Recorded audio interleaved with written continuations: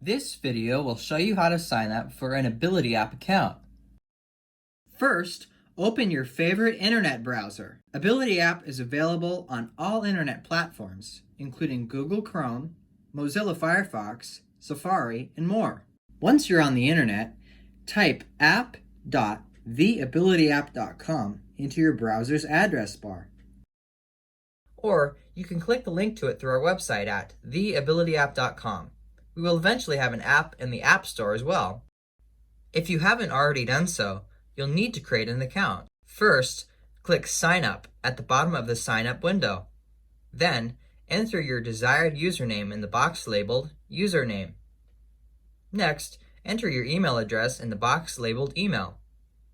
Then, enter your desired password.